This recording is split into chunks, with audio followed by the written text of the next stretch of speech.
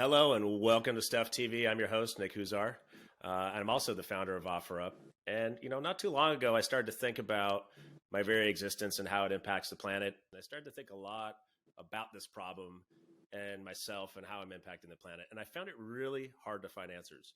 So I decided to do something about it and created Stuff TV with the idea of talking to really interesting companies and thought leaders in this space to hopefully enlighten us and share some interesting things that they're doing to make an impact. So with that, today, I'm really excited to have Cayla O'Connell here with Knickey. And Cayla, thank you so much for being here. Please tell us, what your company is and how did you get into this space? Thank you for having me. Super pumped to be chatting with a like-minded individual about these topics. So I started my journey in sustainability at the intersection of fashion probably about 10 years ago. I was working in the apparel space. I've kind of worked in both the retail context as well as the production side.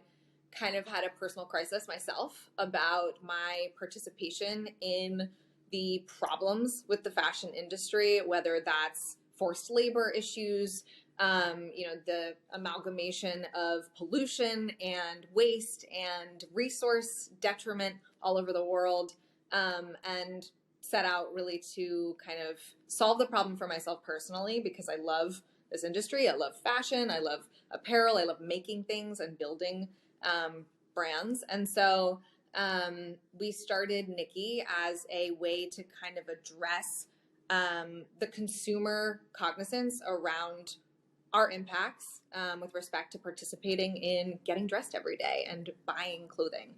Because we figure if you can start your day sustainably, you're going to be setting yourself up for success throughout the rest of your decisions and making it more habitualized. And so our product offering is underwear. Everybody wears it. Most people.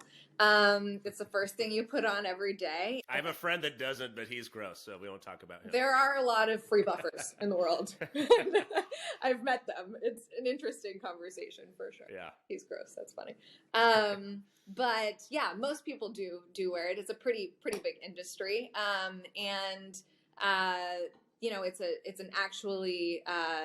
It's kind of like a high frequency basic garment. It's not a fashion garment. It's not a novelty. It's not a capsule collection. It's not artisanal. It's not going to go out of style next season. Something that we make is just very bread and butter, your everyday cotton undies. And so we weave sustainability through every single business decision we make, but it certainly starts most importantly with our supply chain. The fashion supply chain is really complex. It's highly globalized. It employs billions of people, and majority of whom are women. So that's very near and dear to our hearts as well. And it's one of the most polluting industries in the world. Jury's out on how exactly it ranks, but some say that it's the second most polluting after transportation, just given the volume of the sheer magnitude of how many garments are made all the time, but the pollution impacts, the emissions impacts, and then of course all of the chemical impacts that go into dye stuffs and mordants and sewing and waste, etc. So all that good nasty. Why? I'm curious. Why did you pick underwear versus anything else?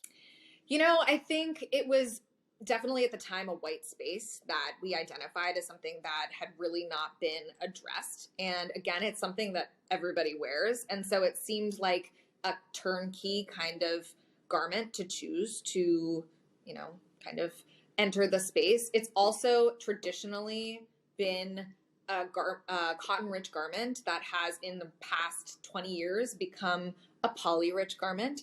And so the impacts of the production have just really worsened over time. I think that that's kind of the case with most apparel. 65% of the garments in circulation are actually plastic-based, fossil fuel-derived fibers. And so we kind of wanted to return to natural fiber production and get back to kind of an organic fiber address to a very large sector of the apparel industry, and that's intimates.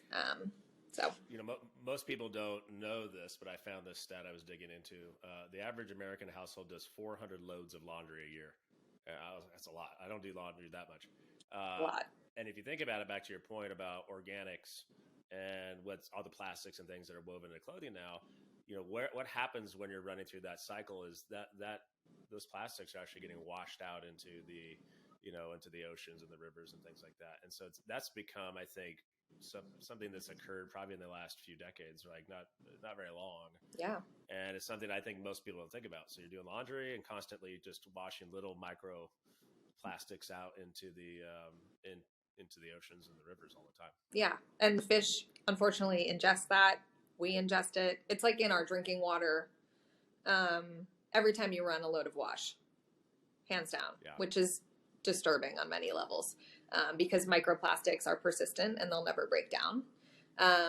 All plastics obviously are persistent and they'll never really break down, which leads me actually to one of the biggest things that we tried to solve for as a company. So I think one thing that is, not really rudimentary in business these days, especially when you create a product, is taking responsibility for what we put into the world. And that's something that we are very passionate about. And so one of the kind of foundations of my research in doing my master's degree was on the cradle to cradle ideology and applying that to the fashion schematic.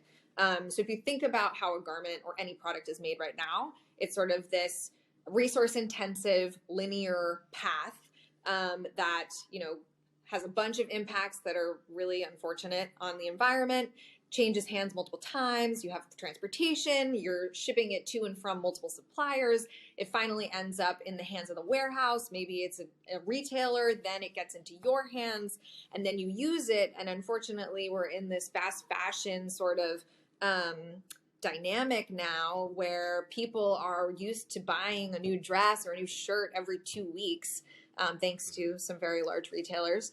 And then what happens? Then you get rid of it, right? You maybe sell it on OfferUp. Great. But then what happens to that after then? What we actually decided to do was address the textile waste post-consumer issue with our recycling program. So we launched the world's first recycling program for intimate apparel, which is probably a very foreign concept to a lot of people. But because you can't really resell underwear, you really shouldn't. You also can. Although I've seen it. I'm I've sure seen you have. it, and that is also gross. I'm sure you have. Yeah. It's very unfortunate. But people should not do that. It's like a biohazardous waste. Yeah. You don't want to do that. That's gross. In fact, people should actually divest their intimates every 6 to 12 months because bacteria is persistent and it's just at that point it's expired. You should let it go. That's good to know. Yeah. Fun fact. So because of that, the recycling program, enter here, we basically wanted to address this life cycle of the garment that we're creating and have a better sort of feedback loop, right? So we can't necessarily, you can't donate it either. Homeless shelters don't accept it. But it's one of the number one needed things in homeless shelters, ironically. So we donate a lot of our unworn goods. But the recycling program, you send us, you clean out your drawer, you send us your old intimates, and we have partnered with a third party, and we did this a lot in-house at the beginning, but doing sorting of the materiality of those garments to put them to the proper feedstock for downcycling or upcycling in some cases for fiber reclamation, as well as if there are bras that are lightly worn or unworn altogether, which we actually see a lot of as well, we do put that into the donation kind of throughputs as well. But we're trying to address a massive textile waste issue with not only in the fashion, context, but specifically with this vertical of intimate apparel, which is, a lot of made of cotton, but a lot made of polyester. So the cotton we can recycle into recycled fiber and make that into new yarn for cotton down the road. Or it gets broken down into shoddy, which is basically like a fiber pulp.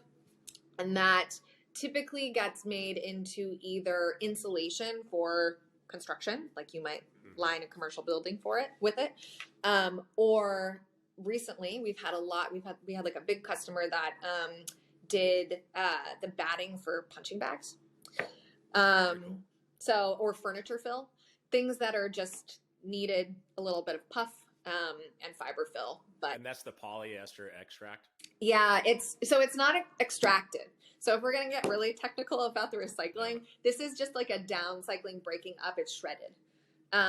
We have been in conversations. The industry is in the conversation, I should say, about fiber to fiber recycling with respect to poly. It's a pretty chemically intensive process. It's very nascent, but it is possible to have a poly blend that might be, 40% cotton, 30% poly, whatever. Fill in the blanks of other things, and you can actually extrude out the poly to isolate that fiber content. That's cotton, and you can recycle it. But it is very chemically intensive. It's not really perfected. It's not really commercialized. It's also not really in the US. So research is there. People are working on it, mostly in the UK and Europe, in the EU. But we're hoping for that to continue to move forward so that we can jump on it too. Do you think that, one of the challenges, I think, especially when you think about importing materials and things, is do you think if over time, I think these types of problems are going to take decades in some cases. Do you think some of this can happen more locally? It cost a lot of money. Back to your point you were describing earlier, the journey that some of these things come on, these garments to get here. Yeah. What would it take to actually start to do more of this in your backyard? Do you think we're set up for that, or is it cost prohibitive? Right now, it's technology prohibited, I would say. Innovation prohibited. Okay. It's definitely cost prohibitive as well, although I would say that there is such a massive amount of waste and textile waste that really the systems just aren't in place. Like, we were the first commercial offering for this for people. And if you think about like our municipal support around recycling, that's already very fraught, right? So wanting to fold textiles into that, pretty difficult. It's taking these private organizations or local nonprofits to really kind of jump in and make the offering itself. But I will say that there is a huge opportunity here because we launched it. We didn't know how it was going to land. We were like, is this going to be weird for people? And it immediately was like banging out of the gate. People were just recycling with us. They were like, oh, it's awesome that you make underwear, but I really need to clean out my drawers, and like, let's, let me get in on that. And we actually incentivized people, if they recycled with us, they get a free pair of underwear. Now we do a discount, money back, credit to shop kind of. Did they just put it in a bag and mail it to you? Yeah. Yeah. So basically you could just go on our website and get a label off of our website and slap it on any box. So we get boxes. And you'll take anything? I mean, you'll take any underwear? Any underwear. Just have to be female underwear? Okay. No, any underwear, men's, women's, children's, socks, swim, hosiery. And we've actually, in the years since we launched it, have seen month over month growth every single month for the past 4 years. We've recycled over 1 million items to date. And it just keeps gaining traction. And we used to do it like in-house, back in the days where we were packing all the boxes ourselves. We were receiving all those boxes ourselves. Obviously partnering with the breakdown facility that was doing the physical recycling. But we've had to move that into the Midwest, partner with a much larger national organization to handle all of the operational volume. So I always think around sustainability, it's got to be easy to do, and it can't cost more money, or no one's going to do it. And I think that's just the nature of consumers, which nothing wrong with that. It makes sense. But I think it's really interesting because I'm very mindful of, I'm always the one taking the trash out and breaking everything down. That's just my thing. I have a carpet knife. I'm out there constantly breaking down Amazon boxes and then I always struggle, like, where do you go with various things? Mm-hmm. Like the underwear is a good example. Like, I don't even know. I probably end up throwing it away, which is not great. Well, the alternative is that it just collects dust in your drawer, which, as I just mentioned, is not really hygienic or safe for your bodily wellness. So if you keep wearing it, and that's why people hold on to it for so long, frankly. It's like, oh, I don't know what to do with this, so it's just going to collect dust in the back of my drawer or wear it on an off day. You know what I mean? Laundry day. My dad, back in the day, I don't think they really had boxer briefs. My dad wore the Fruit of the Looms, like the tidy whities. And I swear he wore the same ones when I was a kid, like when I graduated college. I was so embarrassed. I'm like, they're like practically see-through. Like, what the heck? So well, hopefully no one was. Hopefully he doesn't watch this episode. He's going to be embarrassed. But yeah, no, it's fascinating. But that's one of the reasons that we're trying to offer this more circular kind of option for consumers, and also re-educate people on their garment practices, their dress practices of like, this is not only better for your bodily wellness, but it's better for the environment. To purchase a garment that is certified organic, Oikotex certified, fair trade certified, carbon neutral, shipped climate neutral as well, certified, and impacts of which we're taking care of all that so that you, the consumer, don't have to worry about it and don't have to do a bunch of homework on it or feel guilty about the fact that you're like buying something new, Yeah. What's your biggest challenge as a business? Is it getting the word out more? I mean, what if you think about the next few years, like what are some of the big things you're hoping to achieve? Yeah, a big question, especially right now, just given the state of the world. And I think that, a lot of direct to consumer companies are having to throw out the playbook from digital marketing, where we all kind of got in, and definitely through the pandemic, we saw incredible growth and acquisition from people whom were used to shopping in a department store and now are much more inclined to shop online. I think, we're a very customer-centric company. We really value our customers. We're all about retention and the people on the other side of the exchange.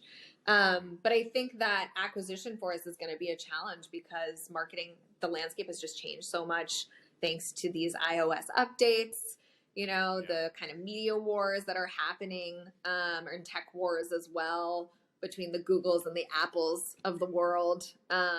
And it'll be interesting. I think we're probably going to be going back to the roots, brick and mortar, omni-channel. Our recycling program has always been, as I said, a real differentiator for us and really something that is an acquisition tool for us because of the incentive structure. People actually recycle with us first, and it's often the biggest introduction to the brand. So, 60% of those people have never heard of us. They come to us, they recycle, and then they become customers because they get a free pair. And then they get the product in hand and they love it. Yeah, it seems like people that really care about sustainability have entered that way, maybe word of mouth. Like I was actually thinking about what's the title of this episode, and then I was thinking like, how green are your underwear? Like that's got to be like it's like the best. Oh my god. Yeah, I love that. But I think it's something that you can hang. It's things like that you need to get the word out. Yeah. A lot of OfferUp. Most of our growth was word of mouth, and it's just because people. Back to the time value thing, we made it a lot easier versus what used to be in place. I just take a picture and now I can sell something, or I can scroll and just hit a button and have somebody come to my house. And so, I always think of like just because something worked, now it doesn't work. How do you adapt to that? And it just seems like you've got a really good, like you said, the recycling program. I think is a really wonderful idea. And then now it's just like, how do you get other people to spread the word? Absolutely, yeah. I mean, word of mouth, though harder to measure, is very valuable for us in the digital world. Still human to human contact still really wins, I think. Yeah. Endorsement, etc. Yeah. One of the key offerings that we are really focused on at Knickey is a certified sustainable product. As you said, you have to make things that are cost competitive, but also convenient. In order to sort of move the needle. So the problem we're trying to solve as an organization, I think our mission critical goals is to really further the fashion industry's progression toward a more sustainable way of being and operating. Right. So for us, that really starts with our material choices, how we're building what we're making. And we chose a natural fiber because it's much less resource intensive than creating something from a fossil fuel, like all polyester is. It grows naturally. And because it's certified organic, it is not treated with any pesticides or herbicides at all. You do have some pros and cons there. Obviously, the pro being that it is untreated. You don't have those chemicals. You're not killing the biodiversity and the ecosystems that are surrounding it. You're not having incredibly intensive chemical runoff. You're also not, you don't have to use GMO seeds, which are a byproduct of a lot of pesticide use in cotton, typically. And the use of water is sort of, unending and not an issue in terms of resource risk because it's clean. It's not riddled with chemicals, right? And it's sort of that circular system endemically. I was curious on water. I know the t-shirt stat was interesting, is about 2,700 liters or 30 bathtubs to make one t-shirt, which just blew my mind. Yeah. Like, this is crazy. Now, granted, most of the planet's made up of water, but still, I mean, there's a lot of energy, CO2, and water usage in t-shirts. I don't know if you have any idea what it takes to actually make a pair of underwear, but it's interesting. I do. We actually have the stats on every product page on our website. So I'm just pulling it up here. We do a life cycle assessment for the production of all of our garments. And for let's see here, low-rise thong, which is one of our, bread and butter. That's what I wear every day. Great. One of our bread and butter styles. It takes 52 drinking glasses approximately to produce that garment. Wow. So much less. And we save about I think about 3 kilos or 0.3 kilos of emissions are offset because of the organic production scheme and agricultural scheme.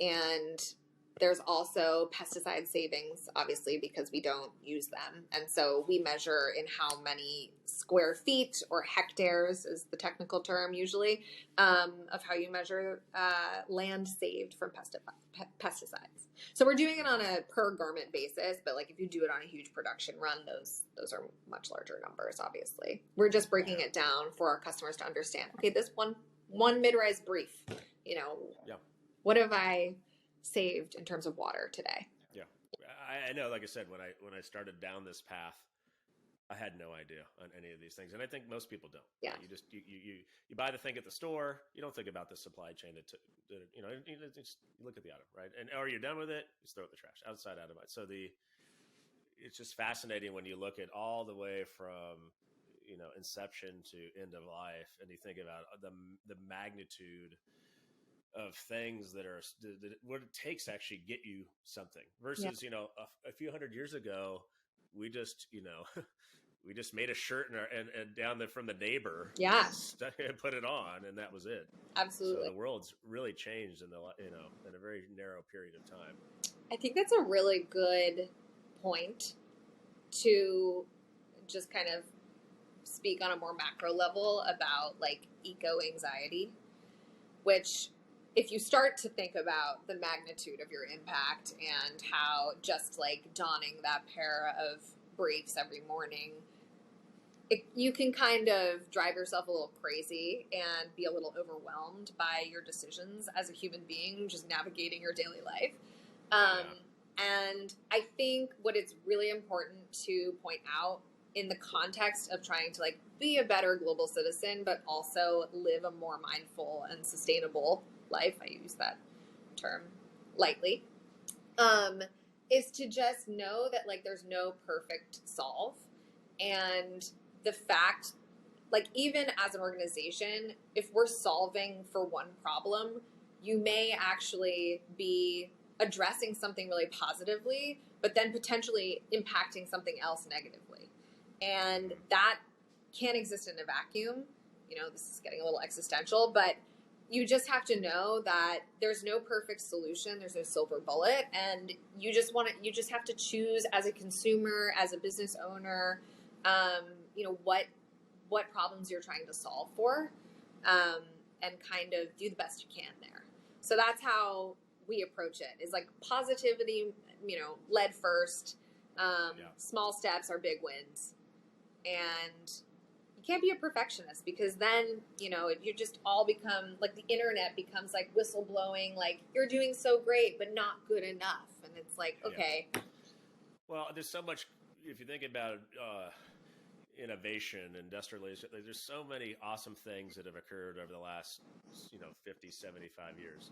And I think at the time, like a lot of this changed in the 50s. Like, we all started, nobody lived in suburbs before the 50s. Everyone lived in cities. So now we bought bigger homes, and we started having more kids, and there was more affluence. So we started more, then credit came out. Well, I don't have to wait. I don't have to wait to go get that awesome dress. I can just go get it. And plastic. So I'm storing more stuff now, and food, and like there's all these awesome things that came out of it. I think what we now have, though, what we didn't have as it was occurring, I blame this on our parents, by the way, is they just didn't know.